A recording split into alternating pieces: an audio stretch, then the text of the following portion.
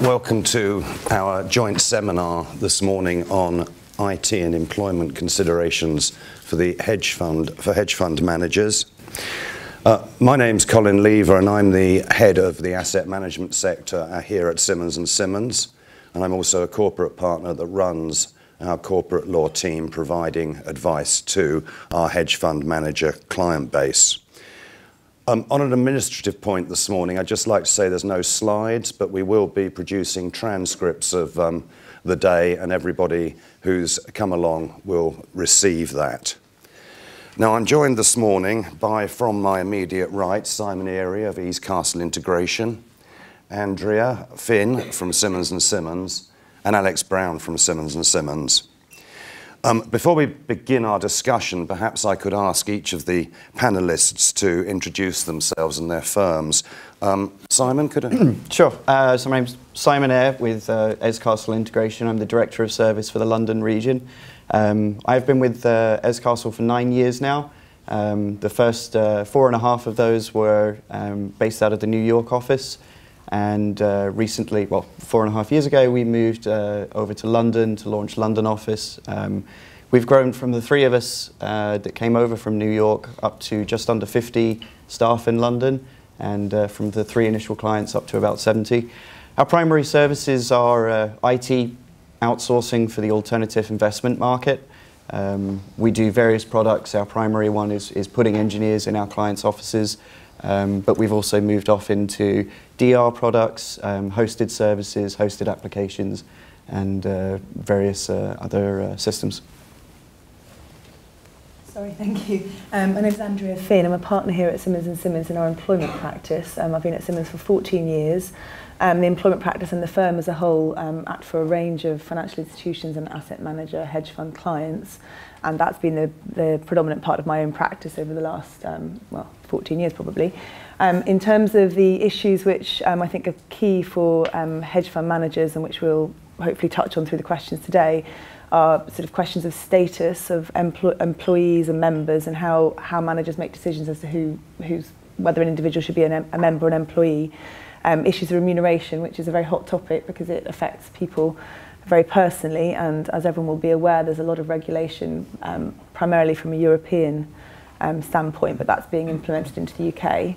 And then thirdly, just business protection. There's a lot of effort and money that goes into building up businesses and generating revenue, and that sits in the heads and hands quite often of individual employees. So when we look at how hedge fund businesses can protect themselves from employees when they move on, we look at things like their contractual arrangements, but also practical things around how the business is operated, and with a slight tie into what Simon and Alex might talk about, the IT protection and what I'm told are called intrusion detection systems, which allow you to pick up misuse of IT.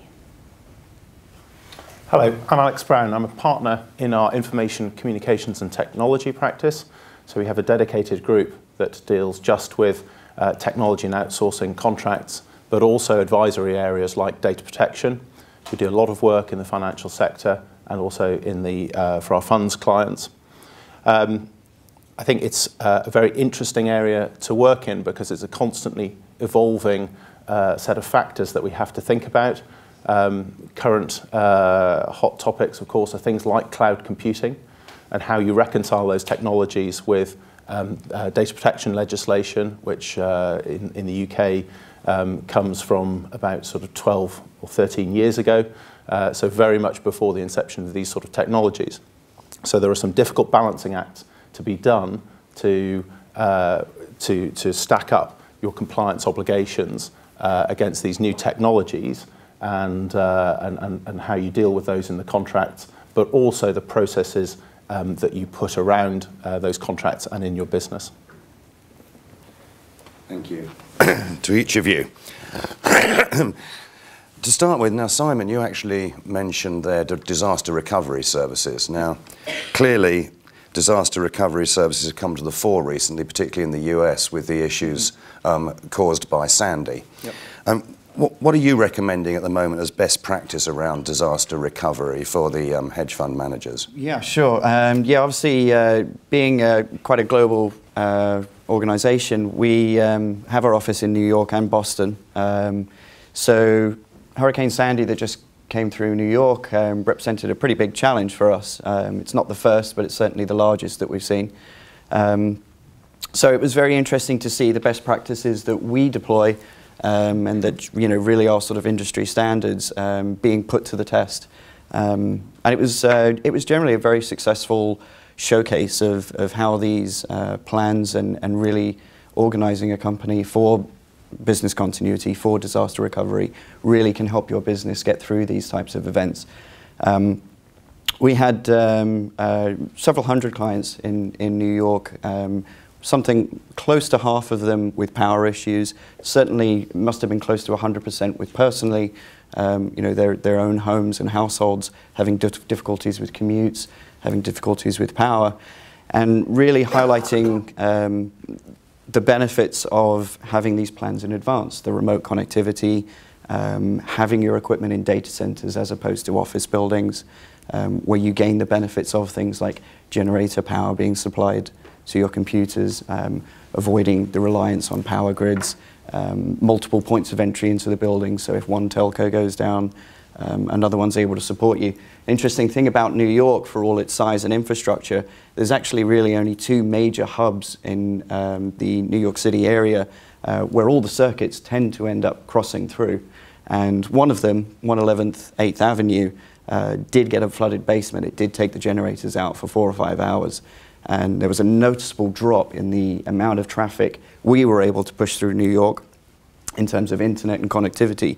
Even if it wasn't necessarily New York as the final destination, traffic circuits going out to Chicago, to Pennsylvania, to New Jersey, to Boston, there's a very large knock-on effect when something like that happens. So having these backup plans, having these multiple paths was very, very important. In terms of other best practices, moving sort of disaster recovery, data protection, the other thing is that I don't certainly want to say that we're seeing more of these natural disasters and then you have effects of terrorism and things like that. Certainly don't want to get into a case of whether this is a problem with the atmosphere or anything like that. But certainly I think the problem is that these are affecting businesses because there are these technology systems that can be affected by these types of events. And businesses are very, very reliant on these systems these days. So you do have to watch out for that. In terms of the actual planning, you have to make sure that your systems are going to meet your expectations of when you're going to be able to recover data. We're very often asked by traders, portfolio managers, that they need it up instantly. And very often that's not realistic. Certainly if your personnel may have issues getting to equipment, if some of the systems are quite complex, you have to reach a certain balance between cost and really the ability to turn these devices on, what we call our recovery time objective, RTOs. Some of the other things that they may come across, let's just go through some notes here. You really want to make sure that you're making use of the best of the technologies as well. We find that technologies from Microsoft, from VMware, they do have quite a lot of built-in resiliency for the capabilities in DR, for the ability of data protection, prevention of loss. And not everybody makes full use of these facilities. They often look for third parties for additional support there. If you're able to make the best use of some of the products that you may already own, you can certainly build up your systems. Thank you for that. I certainly think that as a result of what happened in the US, that disaster recovery will move to the fore of due diligence questionnaires by experienced investors. So clearly this is something that all hedge fund managers need to have thought about, have a plan for, and be able to articulate in due diligence meetings. Yes, absolutely. We're seeing that as well with our due diligence as well. We find the investors are starting to become more IT savvy into our clients, and therefore those questions are coming down to us.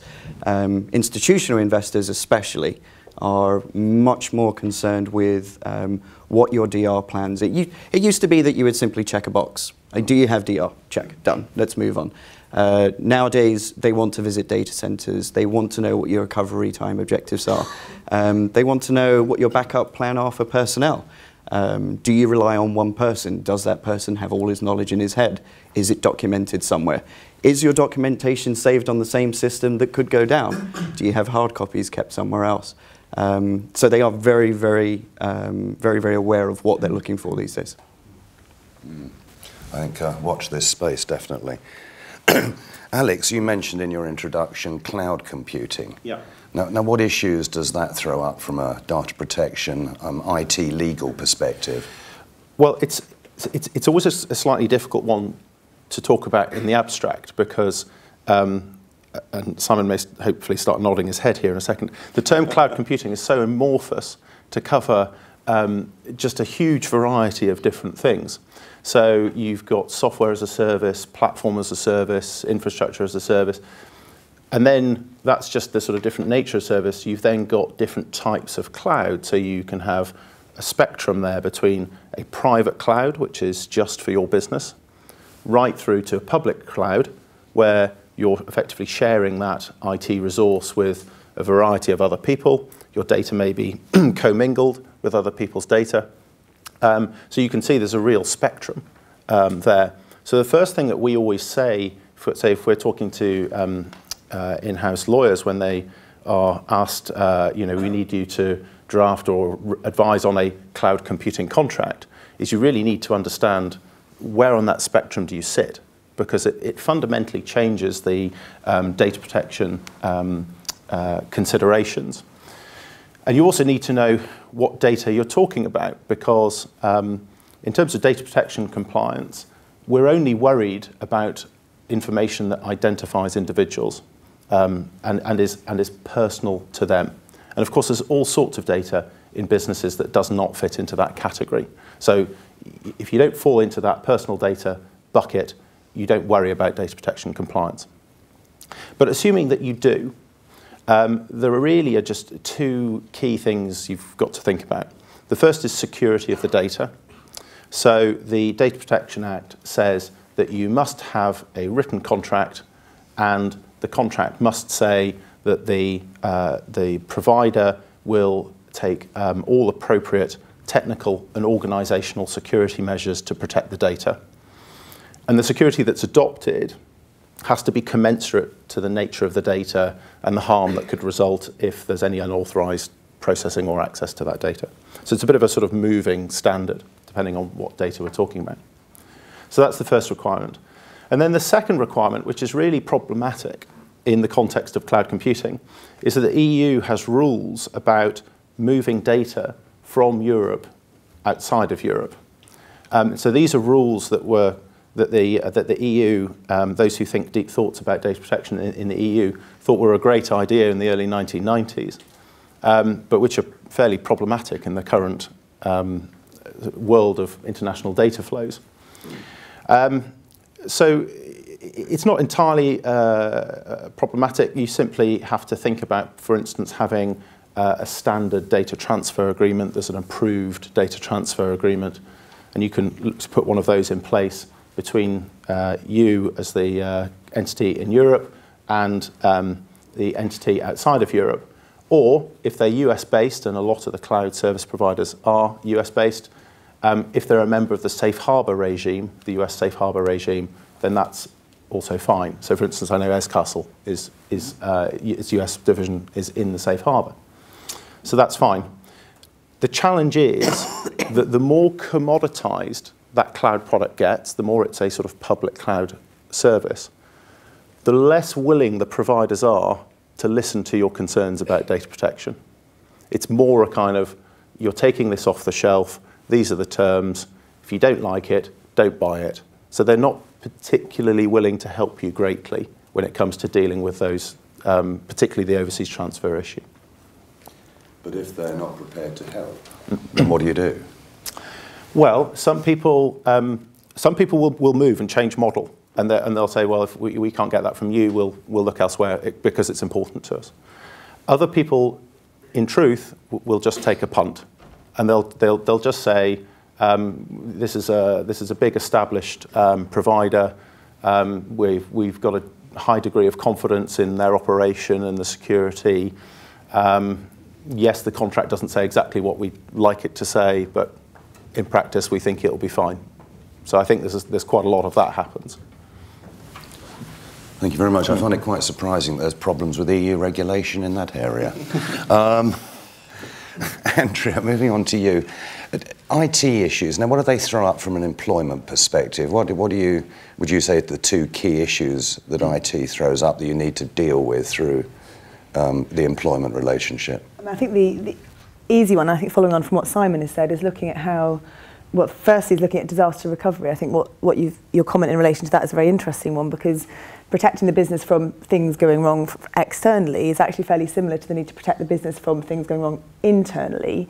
And you can use IT to ensure that individual employees or members, or indeed consultants who might be on the premises who have access to your systems, are not able to take information, data, which belongs to the organisation and send it elsewhere. So very obvious things like banning the use of USB sticks so people can't upload things, identifying sort of unusual patterns of email traffic, unusual attachments to emails. There are lots of systems which will allow you to automatically pop up something which tells you if someone's attempting to send something to a personal email account.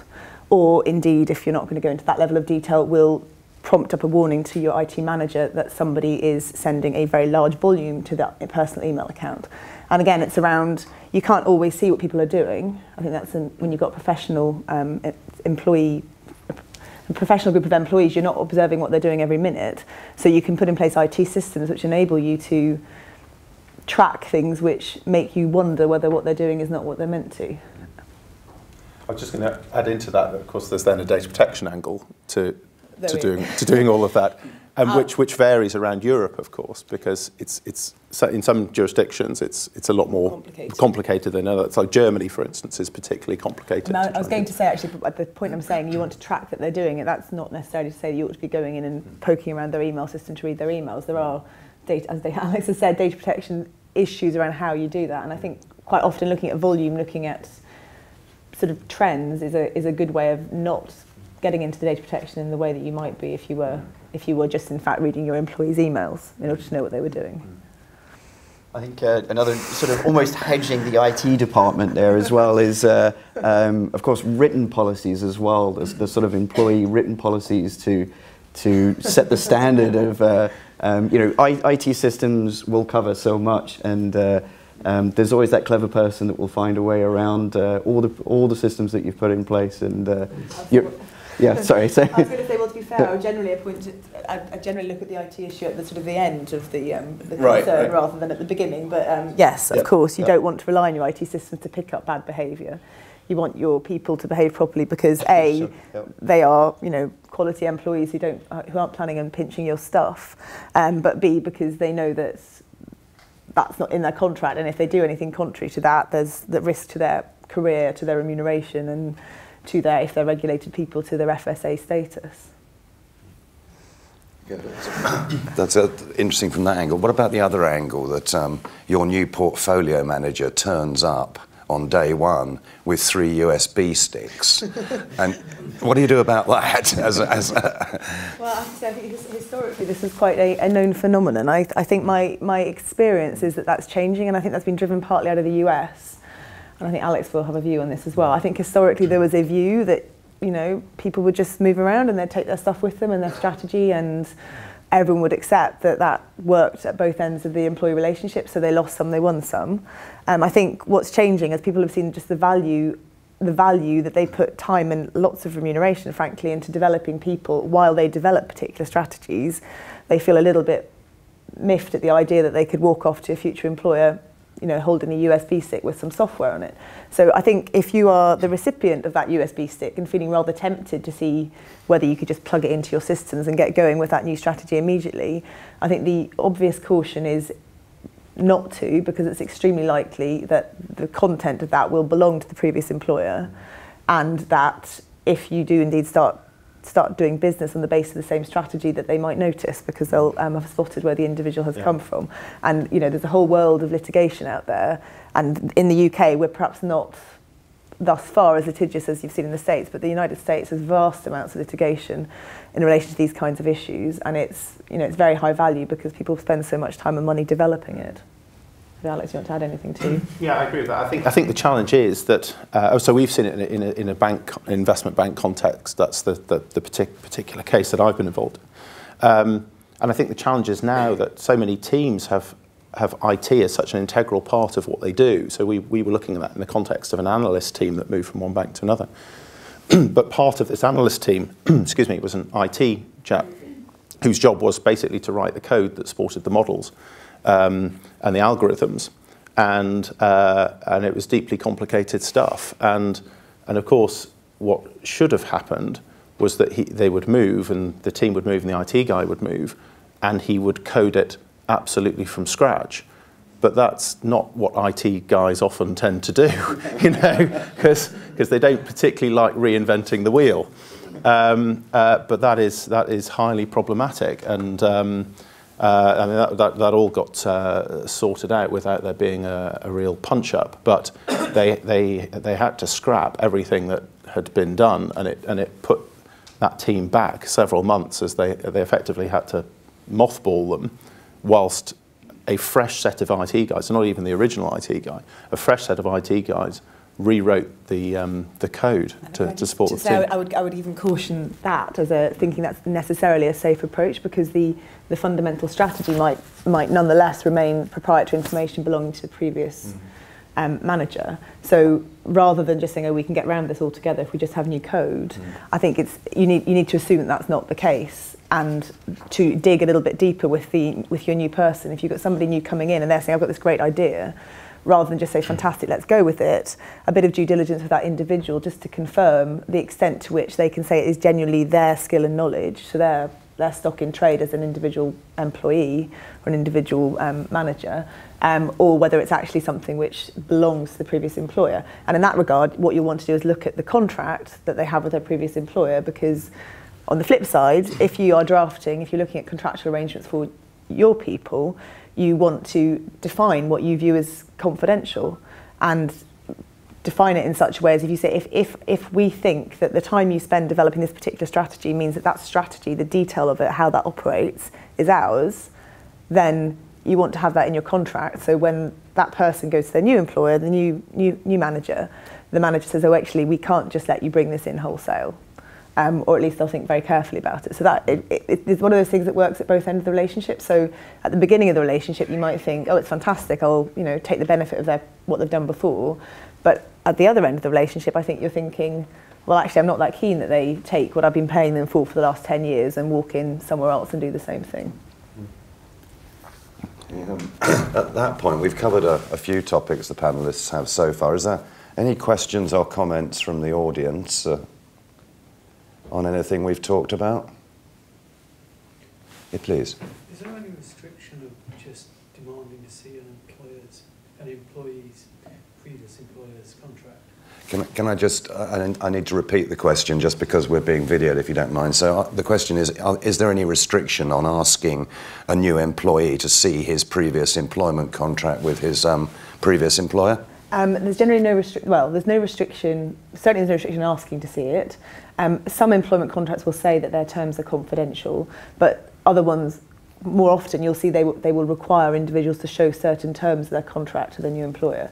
So I mean, in practice, I don't think I've ever seen an issue where somebody said, I can't show you what my contract says in relation, in particular, things like confidential information and restricted covenants and notice period, which are actually the things you want to look at. So if somebody's coming in and your concern is to see, are there any restrictions on what I do with them which could cause me problems, then those sorts of provisions of the contract you may get to look at. People can be a bit more cagey around sharing remuneration information, and I think if you're trying to be particularly above board, if I can put it like that, you can ask the previous employer for permission to look at the full contract, and if you're minded to do that, it would likely to put the former employer's mind at rest that you're not planning to breach those obligations. Any other questions or comments at this point? No? Okay, well, moving on. We've talked a lot about people taking confidential information, proprietary information away with them. What about stopping people coming in from the outside to access confidential information, software, etc.? What are we seeing there at the moment, Simon? Yeah, I think the big thing there is obviously there is a certain amount that we can do on a technological level. So there are intrusion detection systems, there are firewalls that are designed to block people coming straight in to your systems. I think, though, certainly what we've seen, and I think even outside of this industry as well, is that's not necessarily the easiest way to gain proprietary information, your personal information. A lot more of the attacks that we see are on the social engineering side of things. So you're seeing people responding to emails that your bank has been compromised and you need to resubmit your information to us. You're seeing people receive phone calls claiming to be technical support. We heard you had an issue and we need to log into your system and help you with it. And people very willingly volunteer their passwords and things like that over the phone. And immediately, of course, in today's systems, particularly when you talk about things like software as a service, about hosted applications, cloud products, you tend to have multiple logins and multiple passwords. Now, the one thing that we all do is we'll tend to recycle our passwords. We may be using the same password that we feel is quite complex, but we'll use it on 10 different websites. We're using it on Salesforce, we're using it on our personal Gmail account, we're using it on our fantasy football teams, all sorts of things. And it really only takes one of these systems to go down for then the person to log in, spot your email address, try your email address with the same password, see all the email that you've had, realize that you work on Salesforce, realize that you work on any of these other sorts of cloud products, go to those, reset those passwords, and boom, they're just, the cycle continues. So certainly training of your employees is extremely important. You really have to get them to know, to be really their own warden in some sense, and that's extremely important. Some of the other things that we see, certainly, again, on the data loss prevention, a lot of people think that hackers are going after large corporations. You have the break-ins with things like Sony. But really, they're not going after Sony's information. Again, it's another way of them getting hold of the clients of Sony. It's all our accounts from Sony. And then reusing those to go after your banks, your personal information. So I think the awareness of really how important it is for you to keep yourself secure is very important. And are you finding that hedge fund managers are bringing outside providers in to provide this trading, or trying to do it themselves internally, or writing policies? What are people doing? Yeah, I mean, certainly even Eze Castle internally, we work with a third party ourselves to really make sure that we're doing it right. You know, it's amazing, certainly when you talk about portfolio managers, hedge fund managers, a lot of them are quite strong personalities and perhaps don't necessarily want to be shown this type of thing. And it can be very difficult for their employees to try to train them on something. You know, they don't necessarily feel that they're the type of person that's going to get caught out by this. Unfortunately, in our experience, that's not true. And so in those instances, certainly a third party that perhaps will be able to approach that person is certainly the best approach. Yeah, that resonates. Yes. I can assure you it's not just IT security training they don't like. Right. Market abuse they don't seem that interested in either. We wouldn't do that. Alex, anything from a purely legal perspective on? Well, I was just really going to echo what Simon was just saying. You know, we've been called in to help with various data security issues after the event. All of those have been, you know, the lost laptop, the lost piece of IT equipment, USB stick, whatever it may be. And actually, they're not really an IT problem. It's it's a failing in organisational security, or that sort of culture of security that Simon was just talking about. That's really what you've got to try and engender. So I think often information security gets lumped into being a sort of IT problem, and in many ways it really isn't. I think the other thing that I'd say is that my experience of dealing with the clients when they've had these incidents is that every single one of them has underestimated the sophistication of the people that ultimately get hold of this information, and how well ordered that process is of the information getting into the wrong hands. We had one incident, a lost laptop incident, where all that was lost was a postcode and national insurance number. Those are the only identifiers.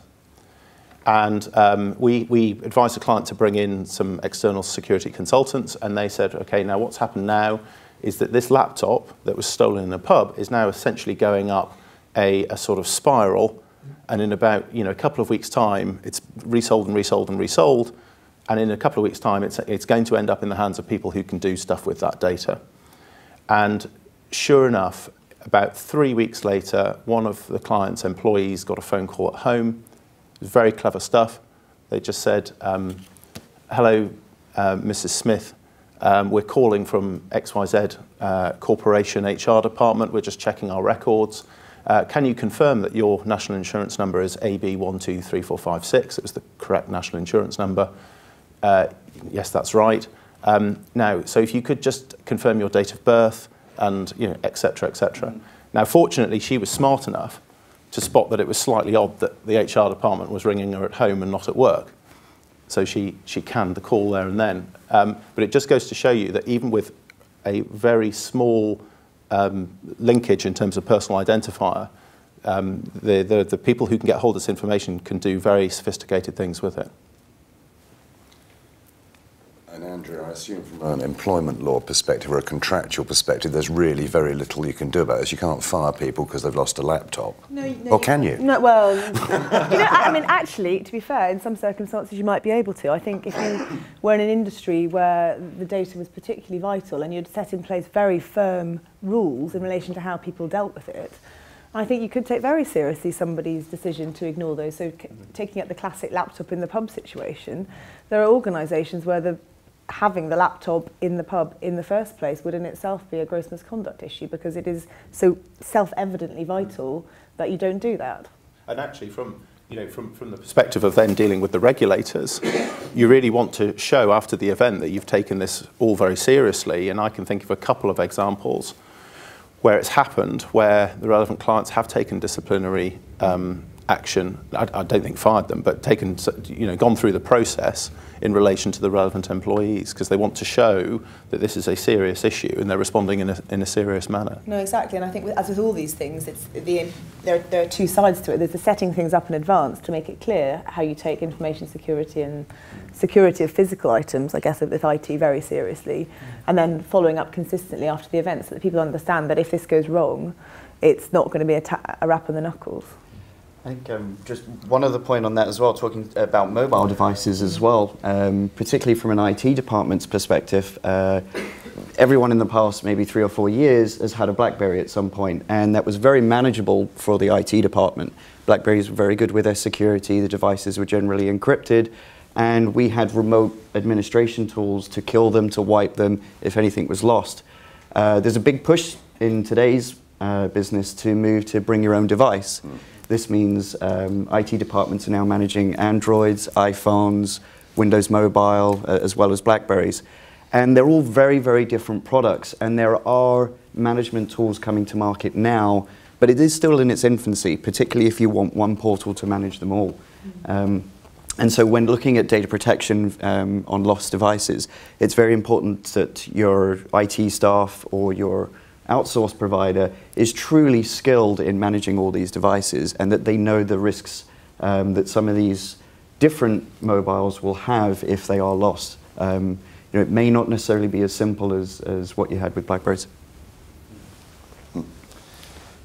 Interesting. Well, perhaps at this point we should move a little bit away from IT issues and Andrea, you mentioned in your introduction that one of the key issues at the moment in the employment space for managers is the whole issue of remuneration and the restrictions being placed on remuneration. What's the current status? Where are we? Well, the current status for managers is generally the FSA code at present is relatively light touch for asset managers, and I think there's been an experience of the last few years of it not changing things that greatly.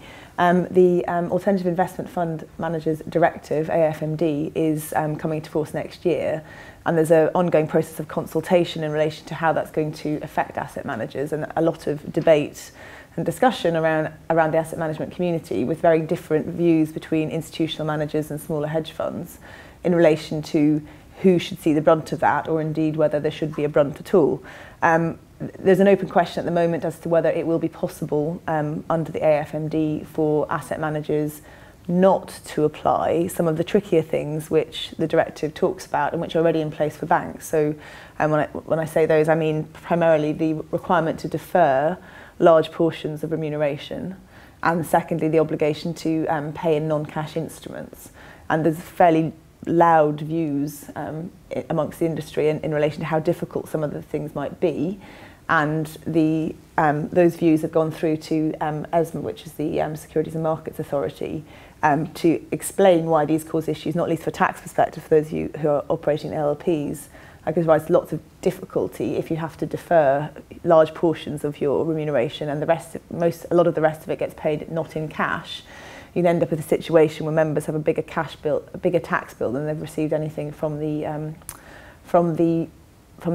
hedge fund manager. So that's a big issue, and we're awaiting the result of that to see whether it will be possible to disapply some of those criteria in relation to some kinds of managers. But in the meantime, I think planning ahead, the issue is to ensure that you're in a position, at least with new employees, new members, to impose these kind of conditions if you have to.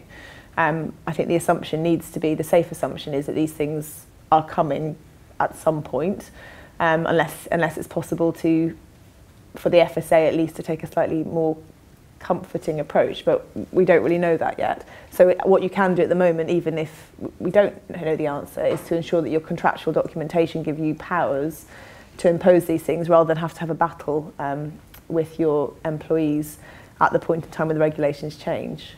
It being fair to say, I suppose, that not only is there AIFMD, there's a host of other regulation coming down the pipeline in relation to remuneration, and there's a pretty definite body of opinion in Europe, at least, about controlling the activities of asset managers through remuneration. Yes, it's a very difficult area at the moment, isn't it? I mean, like many things surrounding European regulation, it would be a great help if they actually wrote the regulation before they tried to bring it into effect. There's certainly a complication. And that surrounds the whole implementation of AIFMD, where we're still, I think, waiting for many of the regulations that we're going to need to properly advise on what one should and could do. So apart from remuneration, though, what other hot topics are there in the employment world at the moment that we that managers should be ensuring they've thought about and covered off? Well, we've talked about business protection in the context of IT systems and the context of confidential information, so identifying what is your confidential information and treating it as such, and documenting this in your contract.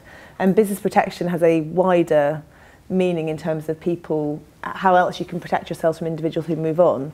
So the standard way of doing that is through restrictive covenants after the end of employment. The easiest way of achieving it is through garden leave, and most organisations who want to protect themselves from individuals who are particularly significant to the business will put them on garden leave for a period of time after they hand in the notice, and in a way that's the easiest way of keeping people out of the market, as long as it's enforced and they're aware of their obligations during that time period. There have been a few big decisions this year from the Court of Appeal in relation to this, which suggests to me that it's something that people are litigating, because if these cases get as far as the Court of Appeal, then there are people who are fairly heavily invested in what the answer is. And in 2 cases this year, organisations have tried to rely on implied duties of confidence to stop former employees going to work in other organisations. And there's been a pretty strong message from the court system that if you want to do that, if people will cause that level of damage to your business if they walk off and join a competitor, or indeed in these cases join a supplier, then you need to think about that up front. So that's the first thing, is really trying to rely on implied obligations to protect your business when people go is too late. You need to think about it when you've got them. And I think it's a real easy thing to do when you're starting up a business in particular, to think, oh, I'll just use an off-the-shelf employment contract and, you know, we don't need to worry about that. But the individual who you hire as a relatively junior person may become somebody who's quite significant to the business. So firstly, you want to think about them up front. What risk do they cause to the business? What do I need to protect? So does that mean they're going to be key in me setting up this team? I need to make sure they cannot poach other members of the team at any point. That might be what it is. Or it might be, I need to make sure they don't work for a competitor, or I need to make sure they don't go off and work for an investor, because actually that would cause real issues to me given what they know about how our operation works. And actually you very rarely see covenants which say you must not work for an investor, because it's not very usual, but there may well be cases where that's the right thing to do. And the second thing which has come up very recently in a case is a question about the point in time at which you look at a restrictive covenant. Now it's been fairly clear that the appropriate test is the time when you enter into the contract, so in principle when somebody starts employment with you. But I think people thought, well, if somebody's promoted, we just get them to restate that they agree to their existing terms and conditions. Well, there's been a case a couple of months ago where the court has said no, the test remains when they enter into the employment contract. The fact that this person is now very much more senior and does indeed cause lots of issues to your business by them moving to work for a competitor is beside the point. We assess it at the beginning. And the learning point from that is, if you have covenants that you want to enforce, if somebody's going to cause a lot of damage to the business if they move to a competitor, if they move to investor, if they try and poach your staff, then you need to think about them on a periodic basis, because you will not be able to rely on what you did 5 years ago when they were in a different job. It's interesting that most of the points you were making there are around enforcement of covenants. One of the questions I get regularly, particularly at the start-up phase of a manager, is what's the difference in enforcement between an employee and a member of an LLP, assuming an LLP structure has been adopted, or a partner in a limited partnership if a limited partnership structure has been adopted? Have the courts said anything about the differences between partners, stroke members and employees? Or? I think I would say at the moment, I think that the cases which have made decisions on this are fairly supportive of the ability of members and partners as between themselves to agree with much more freedom how to restrict themselves, the idea being that these obligations are mutual, so everybody has the advantage of them. So if you looked at the decisions that are out there, you would say, yes, for members you can have something which is quite a lot more extensive. I think I would have a slight note of caution to that before you go off and say, I've got a 5-year non-compete, saying you can't work for any other manager for 5 years. I wouldn't want to assume that you could enforce that at all, not least because there's been a raft of decisions, not in the same context, about members who are members of an LLP but perhaps don't have a particularly significant role in the running of the business or a particularly huge share of the profits. And these individuals, through a couple of cases in relation to discrimination, in relation to unfair dismissal, in relation to whistleblowing, are pushing the employment status argument and looking for ways to say, actually, although I'm a member, I'm not really a partner. I've got membership status, but it's not really the same thing, and I'm pushing that. And the courts so far have been fairly reluctant to interfere with individuals having set themselves up as members in an LLP or partners or whatever. But I think there is a trend of people pushing that, and it wouldn't surprise me to see members who feel that they are economically subordinate, they are more in a junior capacity, to start arguing that actually I was in no position to negotiate these covenants. They're not mutual from my perspective. I was told to put up with them, and therefore I want to challenge them because they are keeping me out of the market. That's quite a long answer. I think the answer is yes, probably easier, but be careful. I think arguing that you're an employee is a difficult one, though. Yeah, no, it's very difficult. I think at the moment you need effectively to say that it is a sham. For no other reason, you're defrauding the revenue because you've been telling him I'm not an employee. Well, I have to say, you would say that, but there are people who run the argument, and they have clearly felt that the upside in other regards makes up for that downside. Having had that sort of a great summary of where we are on employment law issues at the moment, does anybody in the audience have any questions or comments on what Andrea's said, or that must have been absolutely clear. Now, we're getting towards the end of our time here, but the title is Future Considerations, and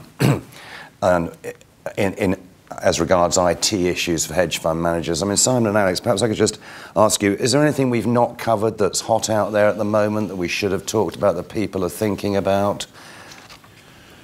I'm not sure it's a future issue, but it's an important issue that we haven't touched on, which is the whole ability for customers to try and pass on liability to their service provider. So if there's historically, storage of data that you did internally, or some piece of IT support function, whatever it may be, you did internally, now you pass it out to a service provider. To what extent can you now fix the service provider with all of the attendant liability that goes with that? And it's always a very difficult debate, because of the nature of these businesses. A lot of the systems are supporting very high value flows of data or transactions or processes.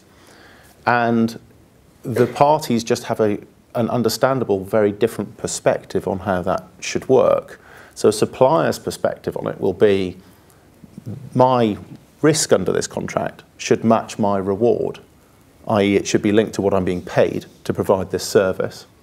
But of course, the customer's viewpoint is very much different. Their perception, understandably, of the risk associated with that service failing is very much higher, particularly if it's supporting transactions and trades. So there can just be a fundamental mismatch between the two parties, and it's sometimes difficult to close that gap. And sometimes customers will have to think more creatively about how they're going to close that gap, whether it's insurance or whether it's internal processes that mitigate the risk, that sort of thing. And the final thing I'll say before, seeing if Simon's got a view on that, is that it probably ought not to be forgotten as well, of course, that in that scenario that I described, where you had something internal and now you've moved to external, as a customer, you have the same risk that you always had. It's just now you've paid someone to take some of that risk for you. So I think you shouldn't lose sight of that. Simon? Yeah, I think certainly when choosing an outsourced provider, I think it's interesting what a company is looking for. Perhaps they'll ask a few references that we'll provide, and of course you're going to provide very good references.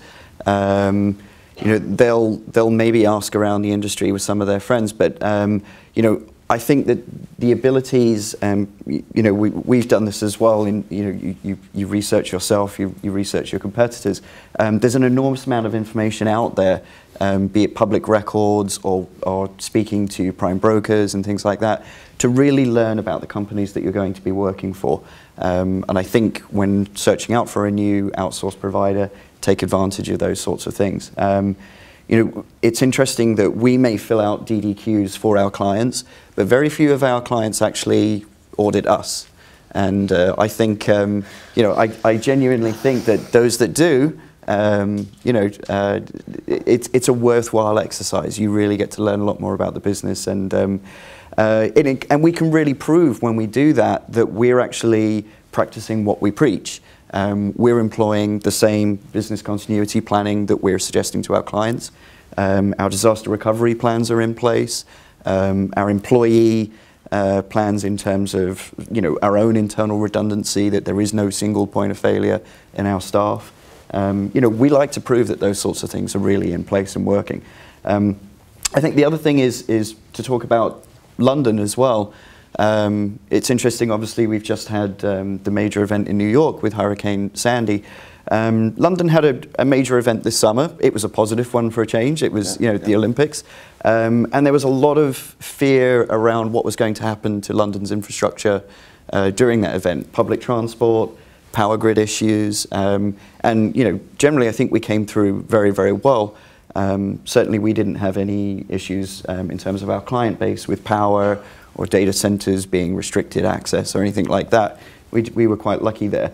But that's not to say that something else couldn't happen in London. And I hope that people do take heed of these very unexpected events that can happen and really look to beefing up their disaster recovery plans, practicing them, testing them, whether it be quarterly, biannually, these sorts of things. It's great to have a packaged DR product, but it's one thing to actually put it to the test. I think that's quite interesting, your talk about due diligence on service providers, because one thing the SEC has been saying recently and is coming through more and more in the US is perhaps investment managers need an internal audit function. Now, if that gets pushed through, and obviously what happens on the other side of the Atlantic doesn't generally take too long to arrive in London, obviously you may find internal audit functions, and they will be doing exactly that. They'll be looking not just at the accounting side, but they'll be looking at the whole service provider and whether or not people are actually able to provide what they say that they're able to provide. Yeah, absolutely. I mean, we do it to our own suppliers as well. There's quite a long chain to this.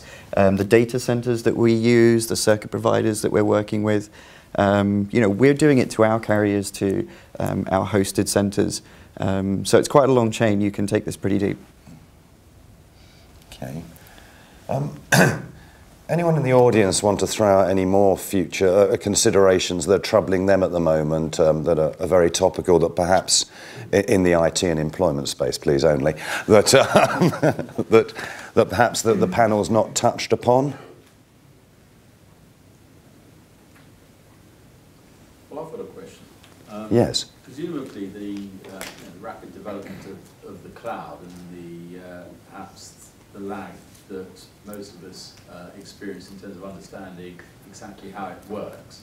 On the one hand, you can see the advantages and the resilience it gives you in terms of you don't need to have a separate data center, you can have your information in the cloud.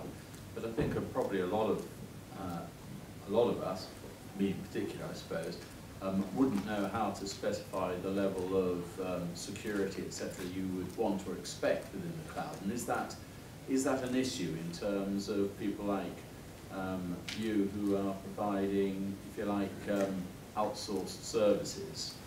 Because you might understand it, but your client base probably doesn't. Right. So I think the question then is, with the rapid development of things like the cloud, people don't necessarily understand what they should be asking for in terms of security levels, protections. Yep. How would you respond to that? I absolutely think that's a very valid point. In fact, we have recently been involved with a takeover, if you will, of another client that was using a very small cloud provider, if you will.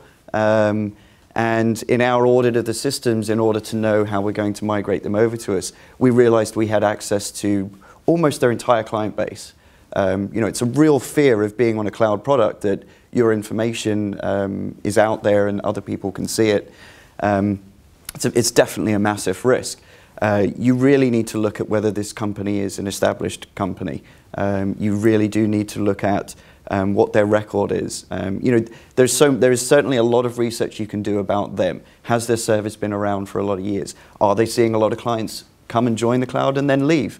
Certainly, our client base is, we're very well known to the prime brokers. They're going to know when a client is coming and leaving our services or our competitors. So you have to make use of those services. There are also quite a few third-party security firms out there that do specialize in working with outsourced providers and hosted applications. And there's quite a few times where we've had to demonstrate our security package, if you will, to one of these third-party security firms. Alex, anything you'd like to? Yeah, and just a couple of thoughts. I think one of the key things is to understand, again, to understand the model, but understand how your data is stored by the provider. Is it physically separate from other people's data? So in other words, is it sitting on an entirely different piece of hardware?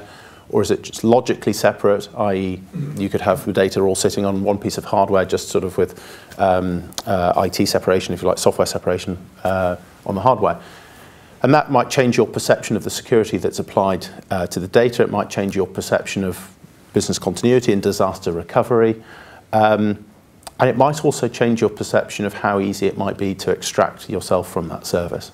If you wanted to move away from that provider, what the process would need to be in order to extract the data and shift it to a new provider. Okay, right. Well, at that point, I think it remains for me simply to wind up proceedings by thanking all of the panel members for their contribution this morning. I think it's been very interesting. I've certainly learnt a lot, not being an expert on cloud computing or the risks thereof. I do have more idea about restrictive covenants, but so I'd just like to thank each of you, Simon, Andrea, Alex. Thank you very much. Very, very enjoyable. Thank you.